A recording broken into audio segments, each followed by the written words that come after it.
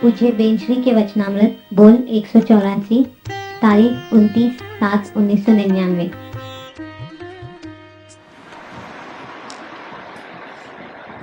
नमो अजंतानम नमो सत्तानम नमो आयर्याम नमो विभुचाय नमो वेरे सर्वसाम नमो सर्वेशाराय स्वानुभूत्या चकास्ते चित स्वभावाय भावाय सर्वभावान परच मंगलम भगवान वीर मंगलम गौतमोहम मंगलम कुंद कुंडालु जयं धर्मस्तु मंगलम सर्वमंगल मांगल्य सर्व कल्याण कारकम दानम सर्वधर्माणि जैनम जयतु शासनम ओंकार बिंदु संयुक्त नित्यं ध्यायन्ति योगिनः आमदं मोक्षदं च ओंकाराय नमः। पूज्य बेन श्री के वचनामृत नंबर है 184, 184। पढ़ लेते हैं। चैतन्य तरफ वळવાનો प्रयत्न થતા એમાં જ્ઞાનની વૃદ્ધિ, દર્શનની વૃદ્ધિ, ચારિત્રની વૃદ્ધિ, સર્વ વૃદ્ધિ થાય છે. અંતરમાં આવશ્યક પ્રતિક્રમણ, પ્રત્યાખ્યાન, વ્રત, તપ બધું પ્રગટે છે. બહારના ક્રિયાકાંડ તો પરમાર્થે કોલાહલ છે. શુભ ભાવ ભૂમિકા પ્રમાણે આવે છે, પણ તે કઈ શાંતિનો માર્ગ નથી. સ્થિર થઈ અંદર બેસી જવું એ જ કરવાનું છે. આટલો બોલ છે. चैतन्य तरफ बढ़वानो प्रयत्न, चैतन्य की ओर जाने का प्रयत्न मतलब अनुभव के लिए क्या करना है, चैतन्य की ओर झुकना है. चैतन्य कहाँ विराजमान है? बाहर में कि अंदर में? इस बॉडी के बाहर तो है ही नहीं, बाहर तो देखना नहीं, अब अंदर देखना है. अब अंदर देखना है तो अंदर में जो लास्ट गुफा है, इन कर्मों की गुफा में नहीं, द्रव्य कर्मों की गुफा में नहीं, अंदर में तीसरी गुफा है जो राग द्वेष मोह वाली, विभाव परिणाम वाली, पुण्य पाप के परिणाम वाली, उस पर्दे के पीछे भगवान आत्मा है. तो चैतन्य तरफ बढ़वानो प्रयत्न मतलब बाह्य दृष्टि छोड़ करके जो अपना ज्ञान है बाहर उसको उसको उसको उसको देखता है, उसको छोड़ करके हम अंतर में देखने का प्रयत्न करेंगे और तीसरी गुफा में जाएंगे तो क्या होगा? फायदा क्या होगा? कुछ फायदा मिले तो करे ऐसा. क्या फायदा होगा? ये अंतर्मुख अवलोकन करने का जो फायदा है वो क्या है? उपजे मोह विकल्पति समस्त आसंता अंतर्मुख अवलोकता तथा ये मोह राग द्वेष खत्म हो जाएंगे. अंतर्मुख अवलोकन का ये चैतन्य की ओर उपयोग को ले जाना है तो फायदा संसार खत्म हो जाएगा आपका, वह भ्रमण मिट जाएगा. या वो लाभ कितना हो रहा है वो गिनती करा रहे हैं यहाँ पर. जन्म मरण छूटेगा वो तो बात है ही, लेकिन मन के अंदर आ जाए पूरे बाहर के चले का.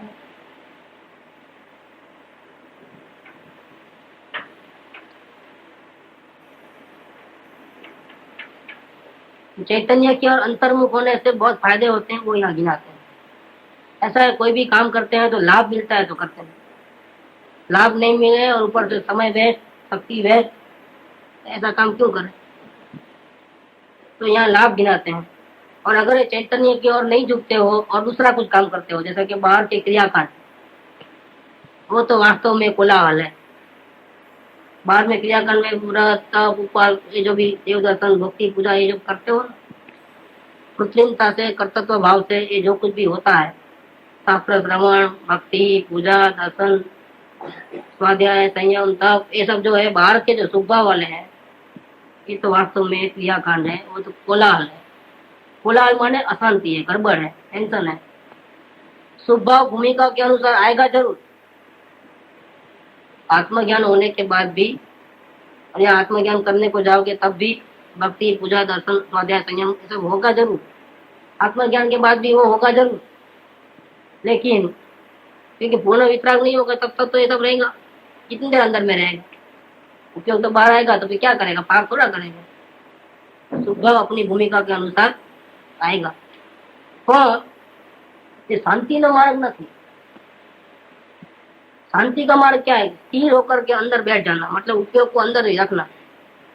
अंदर किधर रखना? अपने भगवान में रखना, आत्मा में। वही करने का है। ठीक है, अब भाव फायदे बता दो हमारे। ये क्या फायदा होता है कि जिसमें ज्ञान नहीं है उसको देखने से क्या होता है? ज्ञान कमजोर होता है। दीवार में ज्ञान नहीं है, क्या करोगे?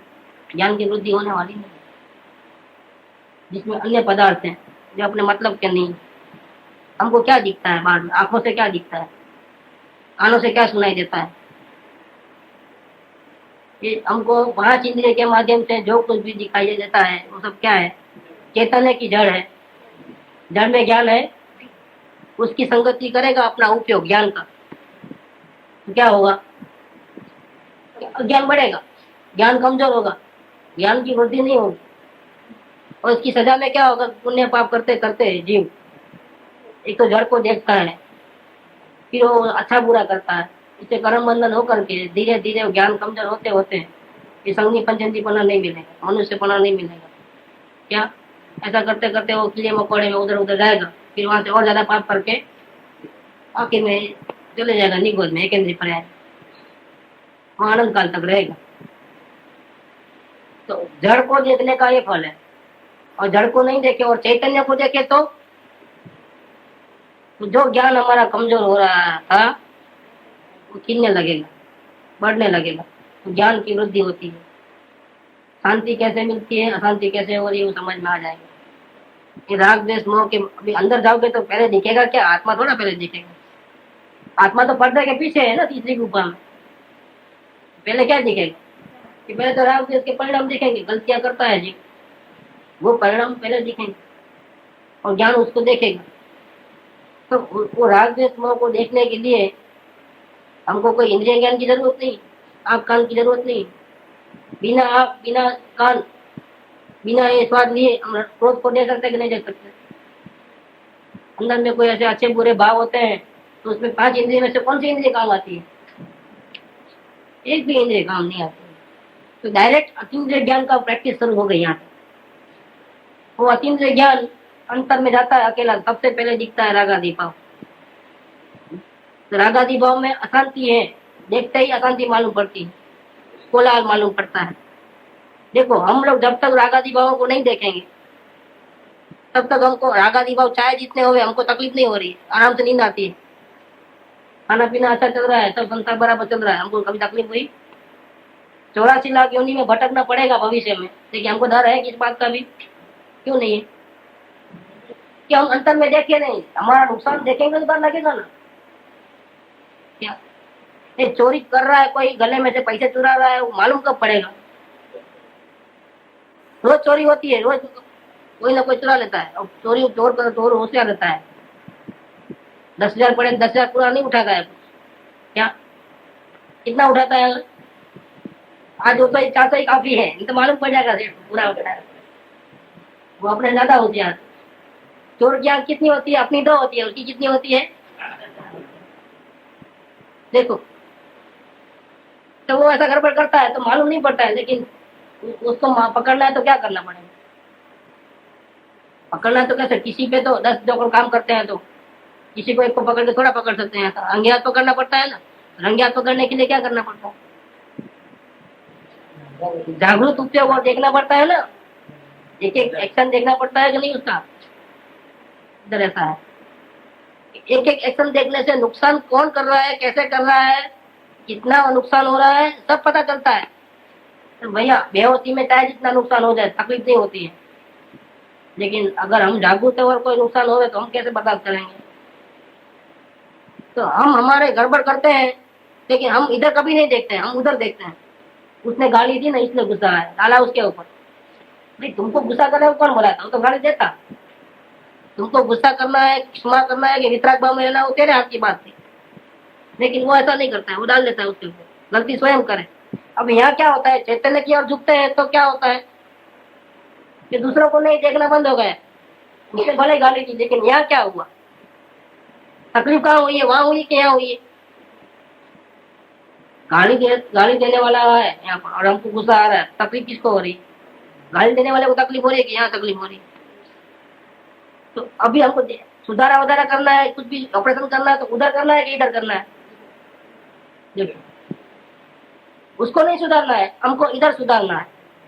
तो इधर देखते ही पता चल जाएगा कि हमको क्यों गुस्सा आता है, क्योंकि मान का साहब बहुत है और हमारी इज्जत मिट्टी में मिल गई है, वो गाली दे रहा तो हम अपनी इज्जत को बचाना चाहते हैं, हम अपना स्टेटस बना के रखना चाहते हैं, ये हमारी जो इच्छा है वो दुख का कारण है।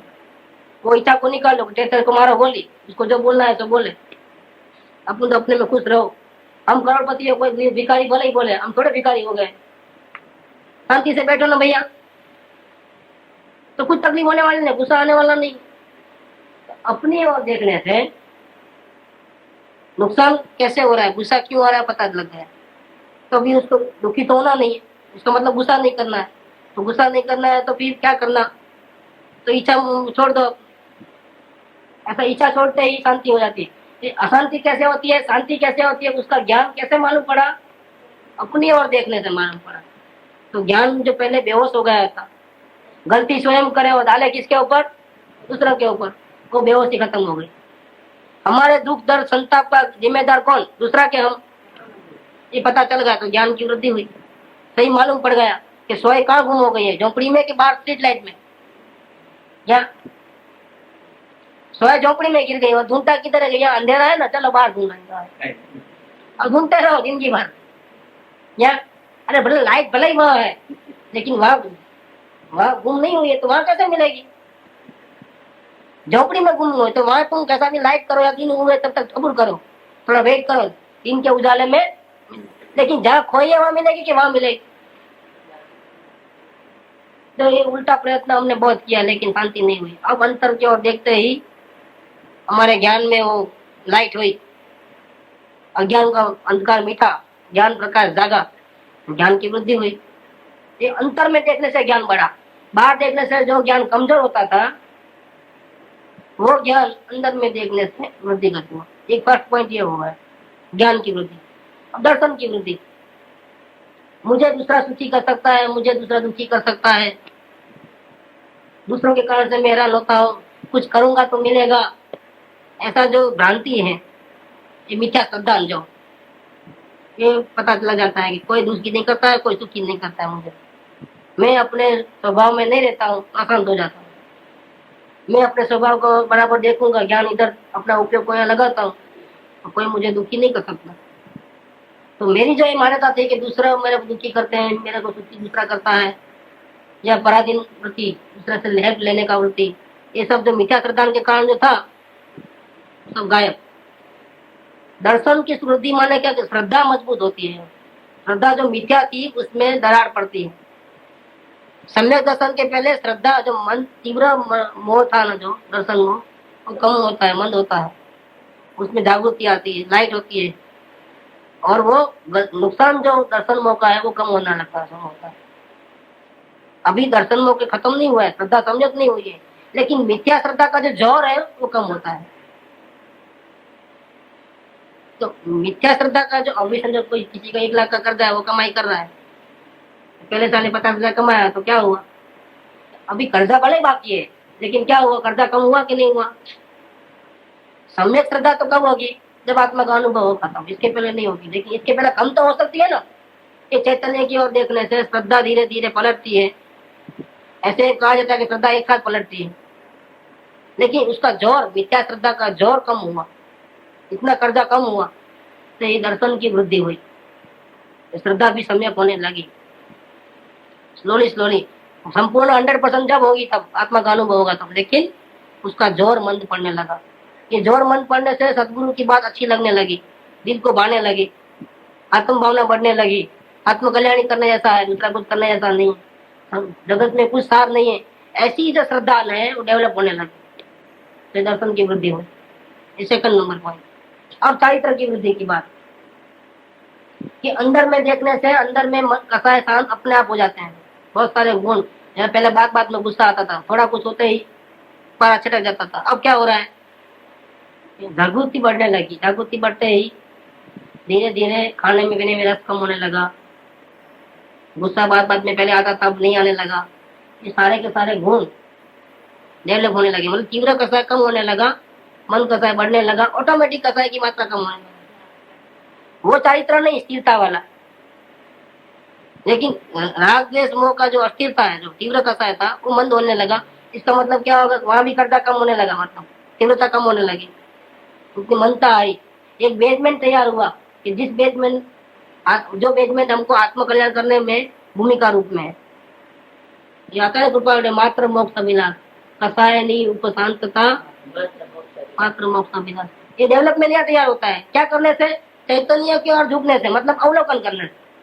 अपने ज्ञान के उपयोग को, अतीन्द्रिय ज्ञान को बिना इंद्रियों के सहाय के, बिना मन का अवलंबन लिए डायरेक्ट ज्ञान से अगर हम अपने चैतन्य की ओर देखेंगे तो पहले राग द्वेष मोह की पर्दा देखेगा, उसको देखने से ये सब डेवलपमेंट होता है, कसाय कमजोर हो जाता है, चारित्र की वृद्धि हुई। अब कहाँ तक गिना है, मेन 3 गुण गिना लिए, ज्ञान दर्शन और बाकी आत्मा में जितने भी गुण होते हैं सब डेवलप होते हैं। अब हम इतना बुरा गिनाएंगे तो इसलिए एक ही वर्ड यूज कर लिए, कौन सा, सर्ववृद्धि होती है। चैतन्य की तरफ बढ़वानो प्रयत्न थता स्टार्ट करते ही ये डेवलपमेंट चालू हो जाता है। ज्ञान की वृद्धि, दर्शन की वृद्धि, चारित्र की वृद्धि, सर्ववृद्धि होती है। और क्या फायदा होता है, आप तो कहते हो कि देव दर्शन बाहर में जो पूजा भक्ति करते हो तो वो तो कोलाहल है, वो कोई वास्तव में परमार्थ मार्ग नहीं है। और शास्त्र में तो ये बात आई है कि श्रावक को 6 आवश्यक होते हैं, क्या प्रतिक्रमण करता है, क्या क्या होता है। फिर इसमें कहाँ आया है देव दर्शन, कहाँ आया, ये 6 आवश्यक में क्या है, देव दर्शन, देव पूजा, गुरु उपासना, स्वाध्याय, संयम और तप, दान, यथाशक्ति दान आता है श्रावक को। तो फिर इसमें तो आप चैतन्य की ओर देखने से देव दर्शन कहाँ होगा, देव की पूजा कहाँ हुई, गुरु की उपासना कहाँ हुई, कि भैया चैतन्य ही देव है। देवादिदेव कौन है, बाहर के देव अपने को काम आने वाले नहीं है, रास्ता दिखाएंगे लेकिन काम कौन आएगा, शांति कहाँ से मिलेगी। शिव रमणी रमनार, तो गुरुदेव ने कविता लिखी थी, शिव रमणी रमनार तू ही देव नो देव। और अंतिम मंत्र भी उन्होंने दिया, सहजात्मा स्वरूप सर्वज्ञ देव परम, तेरा आत्मा ही सर्वज्ञ देव है, तेरा ही आत्मा ही परम गुरु है। तो इस देव की ओर आप उपासना देखते हो, मतलब क्या, उसकी ओर देखने का प्रयत्न करते हो, मतलब क्या, दर्शन करने की कोशिश करते हो, तो मतलब ये देव दर्शन ही हो गया, क्योंकि अंदर में जो भगवान है ना उसका दर्शन करते हो, इसका नाम देव दर्शन। और उसके गुणगान गाते हो कि मैं तो परमात्मा हूँ, मैं कोई पामर नहीं हूँ, ऐसे गुणगान गाते हो, और मैं तुम्हारे शरण में जाता हूँ, मेरे को बाहर का शरण नहीं चाहिए। तो ये क्या पूजा हुई, तो यही देव पूजा है, अपने भगवान आत्मा को देखना वही पूजा है। इस समय साल की 31, 32, 33 नंबर की गाथा है, तीर्थंकर भगवान की सच्ची स्तुति का स्वरूप क्या है, तो ये क्या है, शंकर दोष, भाव है शंकर दोष, ये खत्म करके एक ज्ञान का उपयोग गायक में लीन हो जाए, यही तीर्थंकर भगवान की सच्ची स्तुति है। क्या, तो अपने चैतन्य देव अंदर विराजमान है, देवादिदेव, उसकी ओर देखना, उसकी महिमा करना, यही देव दर्शन देव पूजा है। और यही गुरु का आज्ञा है, तो एक गुरु की उपासना हुई। गुरु का पैर दबाना गुरु की उपासना नहीं है, गुरु की आरती उतारना गुरु की उपासना नहीं है। गुरु की उपासना क्या, गुरु जैसा कहते हैं भाई तू अपने आत्मा की आराधना कर, ऐसा अपने आत्मा की आराधना करने की कोशिश करना, वही गुरु की उपासना है। 3 कंप्लीट हो गए, 6 वर्ष में अब 3 बाकी रहे, स्वाध्याय।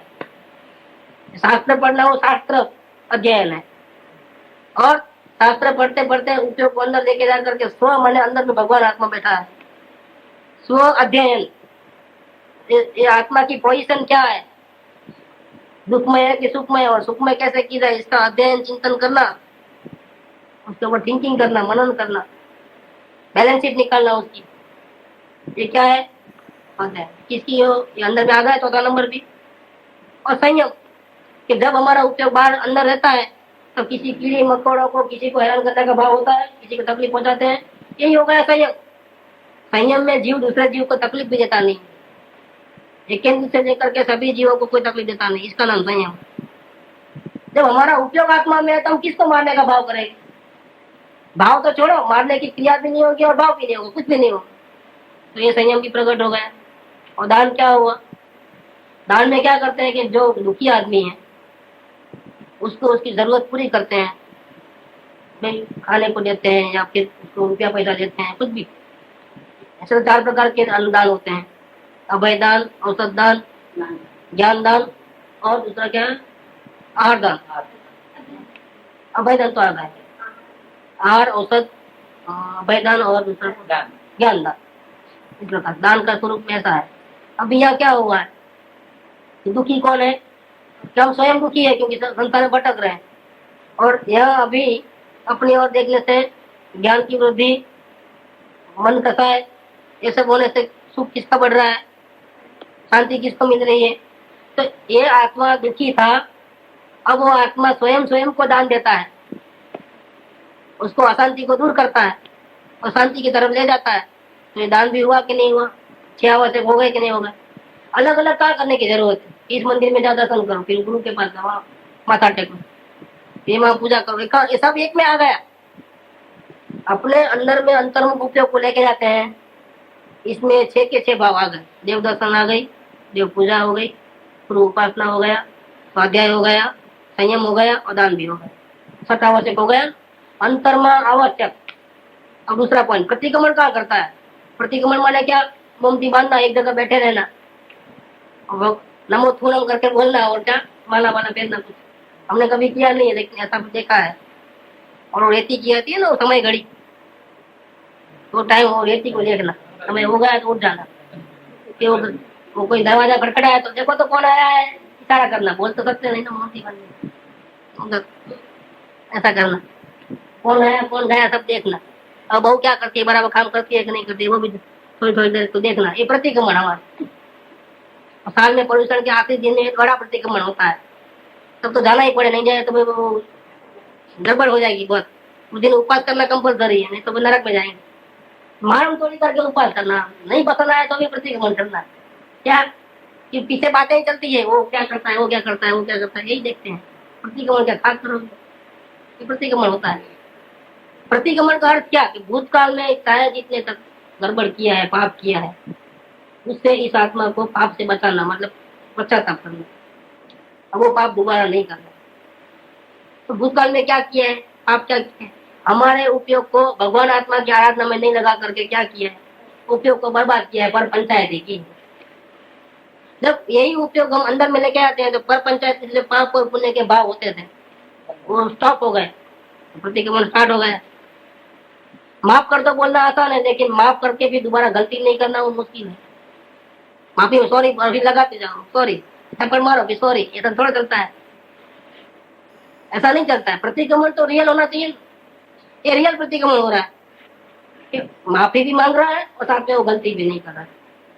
जिस वक्त उसको उपयोग को अंदर लेके आता है, तब भूतकाल की सारी जो प्रॉब्लम थी, पाप और पुण्य के भाव स्टॉप हो जाते हैं, पौधा निकलता है बंद और इधर दृष्टि होती है। तो यही प्रतिक्रमण, अपनी आत्मा को भूतकाल के दोषों से छुड़ा दिया।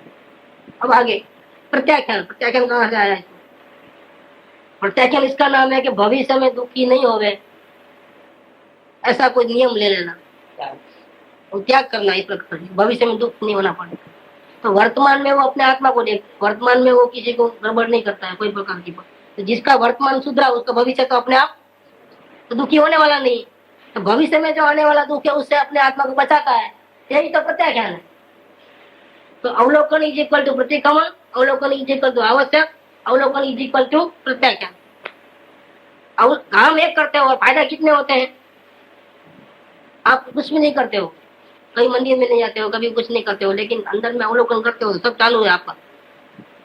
कभी बैठते नहीं हो हम प्रतिक्रमण करने के लिए, आपका प्रतिक्रमण चालू है। प्रत्याख्यान नहीं करते हो, व्रत तब कुछ बाधा नहीं लेते हो, लेकिन आपका प्रत्याख्यान चालू है। क्यों? कि वर्तमान सुधार लिया तो भविष्य तो खराब होने का सवाल। चैतन्य की संभाल है, उसको ही देखने का प्रयत्न है, इसमें कोई पाप पुण्य के भाव नहीं होते। तो क्या हो गया? तो प्रत्याख्यान भी हो गया। और व्रत माने क्या कि अपनी सिद्धि के लिए कोई नियम लेना। ऐसे व्रत नहीं लेते हैं, चादर चढ़ाऊंगा नहीं, छत्र चढ़ाऊंगा नहीं, सोमवार को नहीं खाऊंगा नहीं, शुक्रवार को नहीं खाऊंगा। ये नियम लेते हैं क्यों?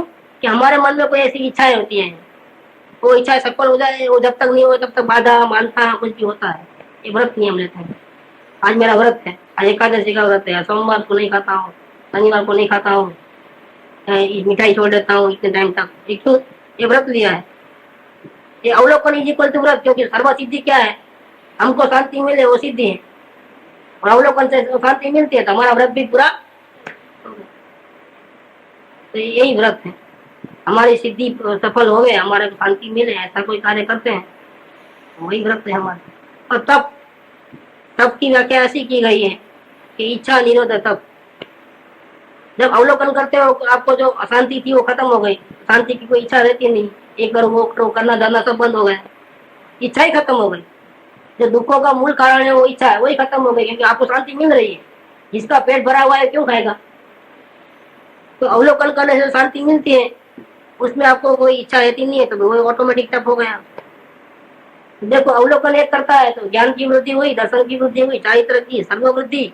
फिर बाद में जो क्रिया है जो 6 आवश्यक, देव दर्शन, देव पूजा, गुरु उपासना, स्वाध्याय, संयम और दान। फिर आगे प्रतिक्रमण, प्रत्याख्यान, व्रत, तप, बधु प्रत्यय से कितने फायदे हो गए? अब काम एक करना, क्या करना? अवलोकन, दूसरा कुछ नहीं करना। प्रत्याख्यान मन त्याग करना, दुख का त्याग हुआ, जब भविष्य में दुख हो गया ऐसे कारणों का वर्तमान में त्याग कर दिया, तो हो गया प्रत्याख्यान। बाहर ना क्रियाकांड तो परमार्थ कोलाहल थे। अब ये तो काम करे नहीं, बाहर में भगवान के माथा जोड़े, समय सीकर जाए, या पानी टाना जाए, उधर जाए, ये मंदिर में जाए, वो मंदिर में जाए, तो ये जो क्रियाएं हो रही है वो सब वास्तव में क्या है? कोलाहल। रियल मार्ग ये है। दूसरा जो मार्ग लोगों ने क्या किया है कि सांप गया और लिसोटा रहा। ज्ञानी के जीवन में जब वो निरीक्षक नहीं होते हैं, उपयोग बार आता है, तो पाप से बचने के लिए उनको भी देव दर्शन, देव पूजा, गुरु उपासना सब होता है, स्वाध्याय, संयम, 6 आवश्यक वाली जो भी उसकी भूमिका अनुसार। तो लोगों ने अंदर में क्या करता है वो नहीं किया, उसकी नकल नहीं किया असल की, और बाद में उसने उपवास किया, चलो हम भी उपवास करें, बाद में उसने व्रत लिया था, हम भी उसने वर्षी तप किया था, हम भी वर्षी तप करें, मर गए इसमें क्या? अरे भैया अंदर में क्या किया तो आपको मालूम नहीं है। महावीर भगवान ने 12.5 साल तक तपस्या की थी, नींद नहीं लिए थे, मौन रहे थे, जंगल में रहे थे, इतना उपवास किया, इतना परिग्रह किया, इतना सहन किया, वो दिखता है। अंदर में भगवान आत्मा की कैसी आराधना की थी वो किसी को नहीं दिखता है। तो नकल किसकी की? नकल करने वाले अकल नहीं होती है क्या? और क्या बाहर में क्या दिखा वैसा कर दो, हमारे हो गया धर्म।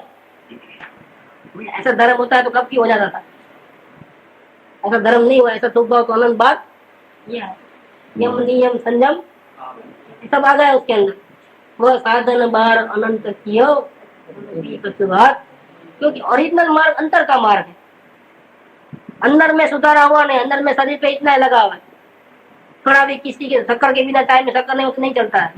और बाहर में जबरदस्ती उपवास करना, ये करना, ये सब क्या है? ये कुछ नहीं, अशांति का मार्ग है, और जबरदस्ती करने का सौदा है। तो स्वभाव भूमिका प्रमाण भले आ रहे, ज्ञानी को भी आते हैं, वो भी भगवान के मंदिर में दर्शन पूजा सब करते हैं, लेकिन उनका अंतर में दूसरा है।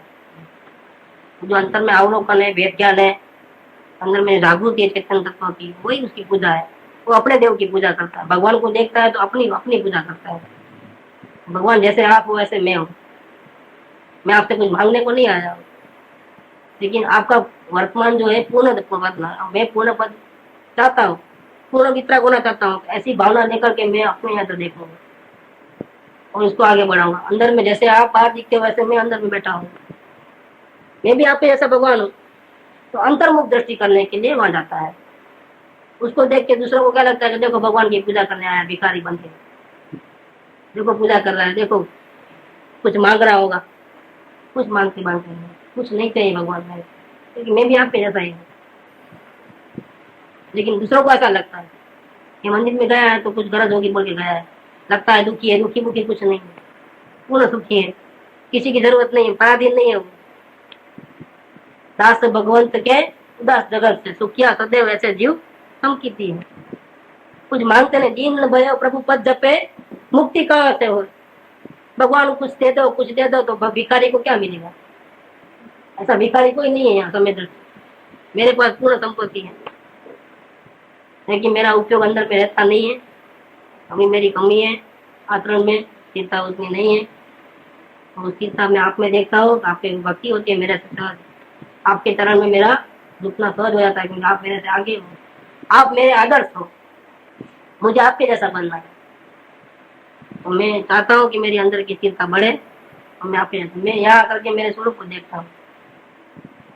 बाकी बाहर में जो होता है वो क्रियाकांड है, वो असली स्वरूप नहीं है, धर्म का असली स्वरूप नहीं है। सुख भाव भूमिका प्रमाणे आवे छे, पण ते कहीं शांति न मार्ग आता है, ज्ञानी को भी आता है, लेकिन ज्ञानी समझता है कि मैं ठीक नहीं कर रहा हूँ, उसमें तो शांति नहीं मिलती। शांति कब मिलती है? सौधर्म इंद्र जो है स्वर्ग में, 32 लाख विमान का स्वामी है, और एक एक विमान में असंख्य देव देवियां हैं, वो एकावतारी है सौधर्म इंद्र। स्वर्ग में भी उसको स्वर्ग के वैभव अच्छे नहीं लगते हैं, लेकिन उपयोग बार बार जाता है तो अशांति हो जाती है। तो दिन में 3 बार 4 बार जितनी बार भगवान की वाणी निकलती है ना, भगवान के समूह में हाजिर हो जाता है। और उसको आत्मा का अनुभव कैसे करना मालूम है, समय दृष्टि जीव है, साई समय दृष्टि। एक भाव के बाद भाव जाने वाला है, एकावतारी है। फिर उसको आत्मा का अनुभव कैसे करना वो तो मालूम है, फिर आता क्यों है? स्वर्ग लोक की सुगंधि को छोड़ करके मध्य लोक की दुर्गंधि में क्यों आता है जीव? देखो, वैभव तो स्वर्ग में ज्यादा होता है, मध्य लोक में क्या होता है, लेकिन फिर भी भगवान के सम्मुख अनुभव आता है सुनने के लिए, बहुत गलत के साथ सुनता है। लेकिन भगवान की वाणी तो सुनता होगा कि नहीं सुनता है? भगवान की वाणी सुनते ही अंदर चले आता है। ये अंदर में वहां रहना मुश्किल है, यहाँ रहना आसान है। भगवान को देखते ही, भगवान के परिणमन को देखते ही अंतर्मुक्त होता है। सुनता कम है, परिणमन ज्यादा होता है, वहां अंतर्मुक्ता बढ़ जाती है। देखो, ये अपने अंतर्मुक्ता की चाह के कारण से भगवान की वाणी सुनने आ जाता है। स्वर्ग में भी रोज दिन में 3 बार 4 बार जितनी बार भगवान की वाणी आ जाती है, बहुत गलत के साथ बैठता है। आत्माओं को अनुभव कैसे करना उसको मालूम है, फिर भी भगवान के पास क्यों आया? अंतर्मुक्ता बढ़ाने के लिए आया है। क्योंकि वहां स्वर्ग में तो देव को तो महात्मा गुण तो है नहीं, संयम वहां नहीं है, फिर वो इधर आता है भावना बढ़ाने के लिए, अंतर्मुक्ता बढ़ाने के लिए वो यहाँ आता है। तो ये जो स्वभाव उसको भी आता है कि भूमिका में भगवान के दर्शन करना, उनकी वाणी सुनना, प्रदक्षिणा करना, उनकी भक्ति करना, वैसा आता है। लेकिन वो समझता है कि शांति का मार्ग, शांति का मार्ग को अंदर में रहना हो, तो भगवान की वाणी आदि सुनता है, आदि अंदर निकल जाए, पूरा सुन नहीं पाता है। क्योंकि स्थिर होकर के अंदर में बैठ जाना वही वास्तव में सच्चा मार्ग है। वितराग मार्ग तो वो है। तो अगर हमको आत्म कल्याण करना है, शांति चाहिए, तो हमको क्या करना है कि हमारा जो उपयोग बाहर भटक रहा है उसको कहाँ लगाना है? अंतर में लगा देना है। जितना वो प्रैक्टिस कर सको इतना, अभी अपने पास टाइम भी है, कर भी सकते हैं। और एक काम ऐसा है कि इसमें 1 पैसा लगता नहीं, अपने उपयोग को अंदर लेके जाना में तकलीफ नहीं है। समझो किसी को पैर में लगा तो मंदिर तक नहीं जा सकेगा, लेकिन अवलोकन तो कर सकता है। बीमार है तो उठ नहीं सकता है, खा नहीं सकता है, पी नहीं सकता है, लेकिन अवलोकन तो फिर भी कर सकता है। तो मोक्ष का रास्ता कितना सरल है, कोई बाधा तो है नहीं मोक्ष के मार्ग में। अपना आत्म कल्याण करना है तो कोई बाधा नहीं। बाहर में तो सब चाहिए चलने के लिए, आँख कान नाक तो बराबर चाहिए। आँख के बिना चलोगे कैसे आप? पैर के बिना कैसे चलोगे आप? उसमें तो सब अनुकूल वातावरण ये सब चाहिए। लेकिन अंदर में जाने के लिए, धर्म करने के लिए, शांति के लिए किसी की कोई जरूरत? रात को 12 बजे कर सकते कि नहीं कर सकते? क्या कर सकते? बाथरूम में शास्त्र नहीं पढ़ सकते, लेकिन बाथरूम में अवलोकन तो कर सकते कि नहीं कर सकते? तो देखो, चलते फिरते अपने भावों को देखना चलते फिरते होता है। तो शांति हमको हरदम चाहिए, तो शांति का उपाय भी ऐसा होना चाहिए कि हम हर वक्त जब चाहे तब कर सके। तो ये मार्ग है सच्चा, तो ये है। दूसरा जो मार्ग है वास्तव में मार्ग नहीं है, वो तो जो सही चलते हैं तो बराबर बीच बीच में विश्राम लेते हैं।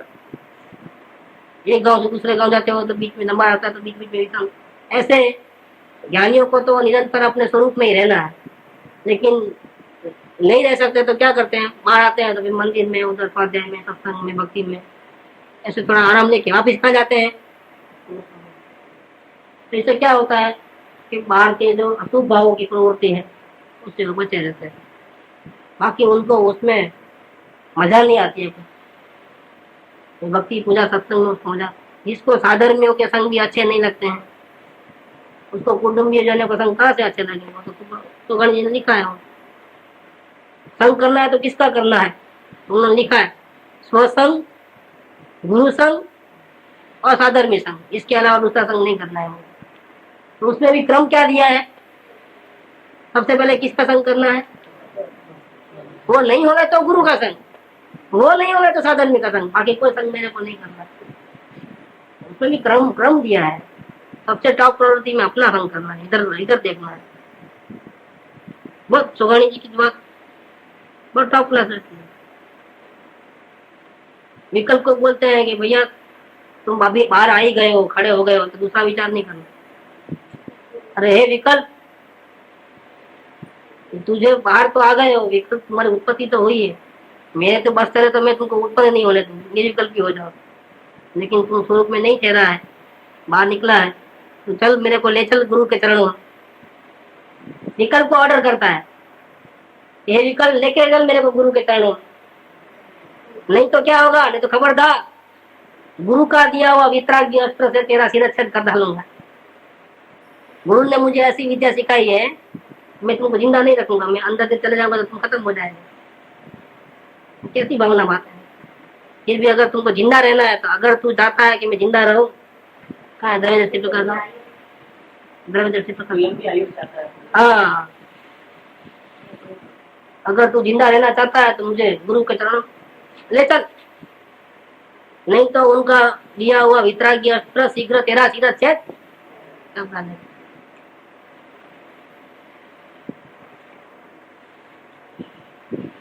भगवान जी की ख्याल तो क्या है,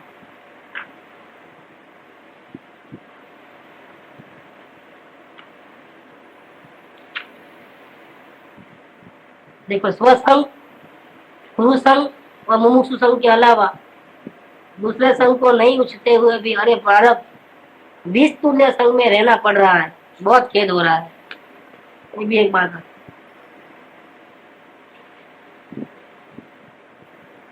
अरे विकल्प, यदि तुझे तेरी आयु प्रिय है तो अन्य सबको गौर कर, बस गुरुदेव के संग में ले चल, वरना उनका दिया हुआ वितरागी अस्त्र शीघ्र ही तेरा अंत कर डालेगा। देखो, तो विकल्प करना ही पसंद नहीं करते हैं, फिर भी अगर विकल्प बाहर गया है तो उसको किसके संग में ले जाते हैं, वो भी पसंद तो नहीं है, क्योंकि प्रायोरिटी किसकी, स्वसंग की है, प्रायोरिटी तो अंदर के रहने की है। ये तो बाहर तो मजबूरी है, इसलिए आना पड़ रहा है। हे प्रभु, शीघ्र इधर से निवृत्ति होकर के गुरु चरणों में रहना होगा। कैसे है गुरु, कि जिन्होंने अखंड गुरुवास में चलना सिखाया है, ऐसे हमारे गुरु है कि जिन्होंने यहाँ रहना हमको सिखाया है। तो बाहर रहना है तो फिर कहाँ रहे, ऐसे गुरु के पास रहे कि जो हमको यहाँ सिखाते हैं कि यहाँ जाओ, इधर जाओ, बाकी किधर हमको नहीं रहना है। चाहते वो ऐसा है, अंतर्मुख होना वो चाहते हैं। तो यहाँ पर भी ये बोला आया, इसमें अवलोकन करने के फायदे बताए और लाभ हमको समझ में आए तो हम प्रैक्टिस अच्छा करें। बिना लाभ के क्या मिलेगा, क्या मिलेगा भैया, बहुत कुछ मिलेगा, पूरा जीवन बदल जाएगा, जन्म मरण का अंत हो जाएगा। आप प्रयोग करके देखो ना, आपको कौन जबरदस्ती करता है कि आप पहले से श्रद्धा करो, आप टेस्ट कर लेना उस चीज का, शांति मिले तो मानना, और शांति गारंटी से मिलेगी तो सही में करोगे। आत्म कल्याण की भावना पूर्वक अगर एक काम शुरू किया तो गारंटी शांति मिलती है। अब आप काम नहीं करते हो तो आपकी कमी है। रास्ता तो बिल्कुल क्लीन कट वितरागी गुरुओं की कृपा से बिल्कुल खुला हो गया है, काम तो अपने को करना है। बहुत सारा काम एक करोगे और फायदे बहुत है, 6 अवस्था, ग्रह, तप, प्रतिक्रमण, प्रत्याख्यान सब इसके अंदर है। ज्ञान की वृद्धि, दर्शन की वृद्धि, चारित्र की वृद्धि, सर्व वृद्धि होती है। दूसरा कुछ करने की जरूरत ही नहीं, एक ही काम करो तो बेड़ा पार है। जो काम अनंत काल में नहीं किया है और 28 गुण और पंचभाव पालने वाले द्रव्यलिंगी साधुओं ने नहीं किया है, 11 अंगों 9 पूर्व का शास्त्र अध्ययन करने वाले ने नहीं किया है, वो काम हम आसानी से अवलोकन के माध्यम से कर सकते हैं। आत्मज्ञान हो सकता है हमारा। कितना सुंदर मार्ग बताया, इसमें कोई लपन छपन नहीं है किसी बात। इसमें द्रव्यान योग, तृणान योग, कर्णान योग सब आ गए। अलग अलग पढ़ने जाओगे तो मत्था दुख जाएगा। तृणान योग पकड़ोगे, तृणान योग आत्म ध्यान हृदय ध्यान नहीं होना, नहीं होना, नहीं होना, मर जाओ, क्या टेंशन खड़ा हो जाए। इसमें अवलोकन की चाबी में कुछ टेंशन नहीं होता है, बिल्कुल रास्ता साफ है। एक पकड़ लोगे तो सब आ जाएगा। द्रव्यान योग भी हो जाएगा, तृणान योग भी हो जाएगा, भावों का लेखा जो कमल करुणान योग भी हो जाता है, और आप खुद इतिहास बन जाओगे। क्या इतिहास पढ़ोगे दूसरे का? तत्म योग आपका हो जाएगा बराबर है। कोई जरूरत ही नहीं है कुछ करने का, एकदम स्ट्रेट फॉरवर्ड। सभी शास्त्रों का सार जो वितरागता है उसका मूल मार्ग ये है। एक को साधे सब सज जाता है, अभेद मार्ग एकदम इंटरलिंक है पूरी। ये अवलोकन की लाइन है इंटरलिंक। कृपाल ने ऐसी साधना की है। 108 से 165 देख लो आप। तो हम सबको भी अगर आत्म कल्याण करना है, दूसरा कोई रास्ता तो ये अपनी कल्पना कितनी भी करो नहीं चलेगी। जो गोरी मार्ग है वो तो ये है, इस पे चलोगे जल्दी पहुंच जाओगे। अभी भी कुछ विश्वास नहीं है तो थक चलोगे, फिर आखिर हालात तो इधर ही पड़ेगा।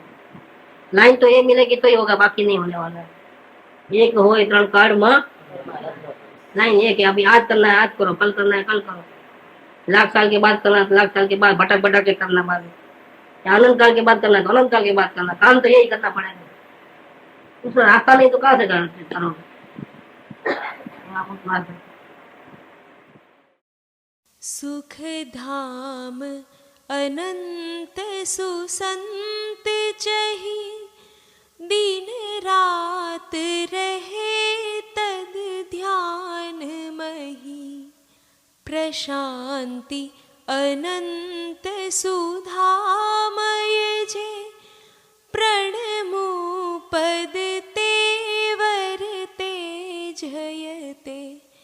प्रणमु पद तेवर तेजयते, प्रणमु पद ते